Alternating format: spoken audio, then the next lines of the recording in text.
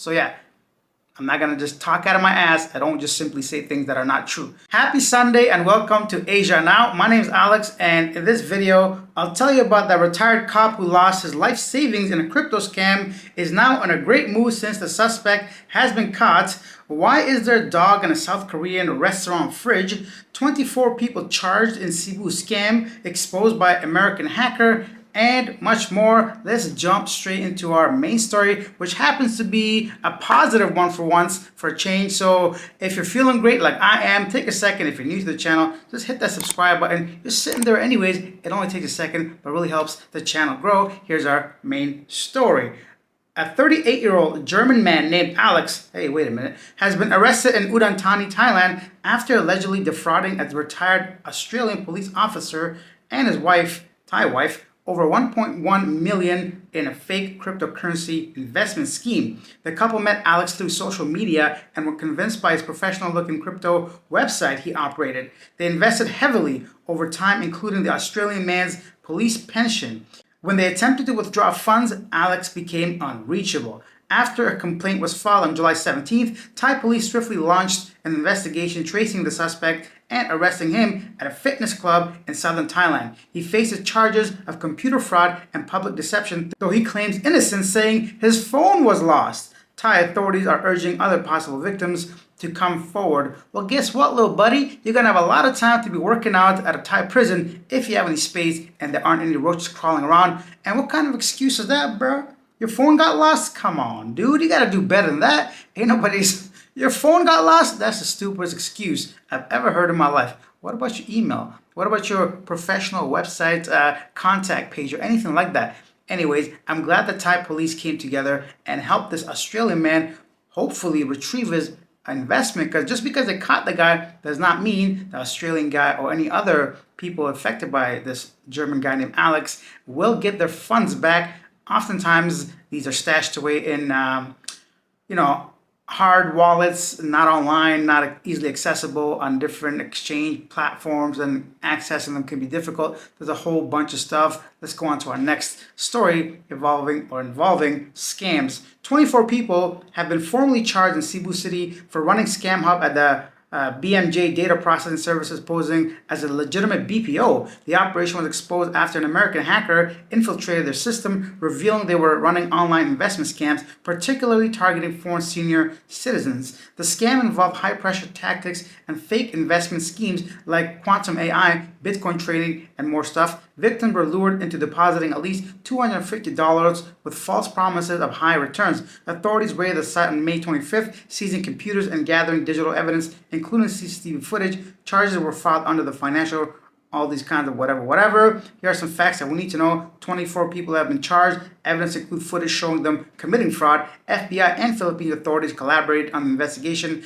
Penalties could reach 21 years in prison and fines of up to 5 million pesos. Public are encouraged to help identify more culprits via video released. The Scam Hub's exposure highlights growing vigilance in Philippines against cyber-enabled financial crimes. I got a bit more scam and scheme story for you guys before I tell you a little bit overview of what's going on in Asia when it comes to fraud schemes regarding crypto, love scams, all kinds of scams that you really need to be aware of. The Bureau of Immigration, in coordination with the Armed Forces of the Philippines, dismantled an alleged crypto scam hub run by Chinese nationals in a residential condo building in Pasay City on July 30th. The raid resulted in the arrest of 20 Chinese nationals, 18 males and 2 females, who were caught in the act operating suspected cryptocurrency scam out of the residential unit. The operation stemmed from verified intelligence received by the Fugitive Search Unit from confidential informants. According to reports, a group used fraudulent schemes involving digital currencies like Bitcoin and Ethereum. The scammers tricked victims into giving up their digital assets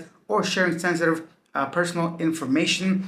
There are multiple ways of getting scammed, like this following poor girl that lost 2 years worth of savings. 2 years worth of savings gone in a click. A 24-year-old woman from Lapu-Lapu City lost 76,000 pesos to a Facebook investment scam she joined, hoping to buy her dream phone. She thought it was legit until the request for deposit never stopped. So as you can see, there's at least four stories regarding scams and schemes and fraudulent activity in the Philippines and Thailand. Now that's just not today. That's a daily occurrence. I don't cover most of them, 90 like a lot of them. It happens on a daily basis. But today, because of Cebu, Americans involved, that guy getting some good news, I decided to talk about it. But this happens regularly, and you need to be aware. Believe me, there's nobody that's a stranger trying to make you money. It does not work like that.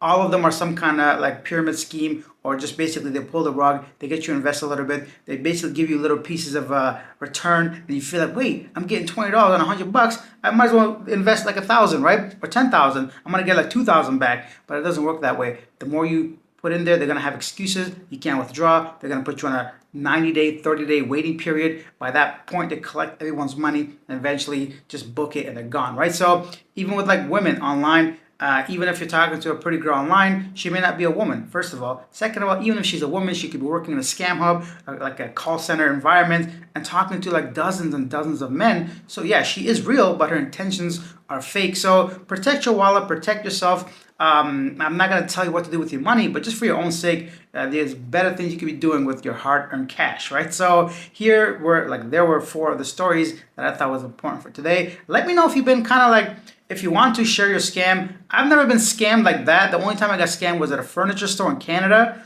I don't know what the heck happened there. I made a deposit to get some piece of furniture. Next weekend, the whole thing shut down and we couldn't find. I didn't even bother following because it's $500. But like, so aside from that, because there was a physical store, I went there, there's a showroom, and I'm guessing they can't pack all this away in a week, but I guess they did. I mean, the furniture was still in there, but there was nobody to be found. This happened in Brampton. Anyways. Who cares which city? Anyhow, leave your scam stories in the comment section, whether you're scammed, or came across it, dodge the bullets, whatever you want to share so we can help our community not be scammed in the future. Next up in our What the F moment, a viral photo showing a small dog inside a refrigerator at a South Korean restaurant sparked animal abuse concerns. The dog's owner, a woman in her 60s, says she placed her 11-year-old Maltese named Cookie inside the fridge briefly to prevent overheating, especially after the restaurant's air conditioner broke. She claimed the dog recently had heart issues and was at risk of extreme heat. Police are investigating the incident for potential violations of Animal Protection Act. However, initial checks showed the fridge was not excessively cold. Animal rights groups have taken a cautious stance, acknowledging the owner's intent may not have been abusive, but urging more appropriate cooling methods. Experts recommend alternative like cooling pads rather than refrigeration of your vulnerable pets. Also, I don't want to be like, what's the word I'm looking for? Controversial.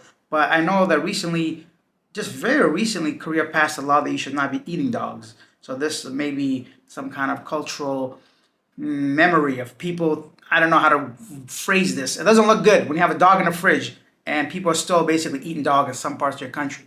So yeah, that is that. I'm glad that South Korea is catching up to other countries' animal abuse laws. Could be very off here, but I just remember reading this a couple years back where there was just like a big celebration where they banned like sale of dog meat in restaurants and so on and so forth. And here's our feel-good moment coming from Ian. Filipinos are awesome when it comes to helping people. I'm 63, visually impaired with high blood pressure. I lost track of my Filipino wife in a Dumaguete, and she had my phone and my wallet in her purse for safekeeping. I was lost, disoriented, and very hot, dizzy and thirsty. I stepped into a local sari-sari and a small team went to work on tracking her down while the sari-sari owner provided free cold drinks, a chair, and a fan. Within an hour, she was found, and so was I. Well, God bless Filipinos. Well, thank you for sharing that. I'm glad you were found, my guy. And I'm glad you're visually, what is the opposite of impaired? I'm glad you're visually impaired enough to be watching these videos. So thank you for sharing in our feel-good moment. And you guys can share your feel-good moments about Filipinos or any other thing in the comment section. Kevin says, and they wonder why everyone hates them. Tread lightly and be respectful. But Shargal was promised to them 3,000 years ago. It's okay, says Portland GTR. This is about Israeli tourists in Shargal misbehaving. Machiavelli says, I've been hearing the same sorts of complaints about Jews, Israelis in Thailand, Vietnam, Laos, and Cambodia over the last few years when I was traveling around, and many complaints about them buying large areas of land and then making it Jew only. Okay. Anonymous says, Thailand seems to be having the same issues with this group, referring to the Jewish people. And Jimbo says, we stayed at Shargal Resort last year, and some Israeli tourists blamed the staff of stealing passports and money. In the end, they misplaced all their luggage, but the emotional damage to the hardworking staff had been done. Not to call them out. There are bad tourists everywhere, Always respect culture as if they were visiting your country. And one more comment I want to address. Brian Winter says Israeli tourists cannot enter Indonesia or Bali as Indonesia has no diplomatic relations with Israel.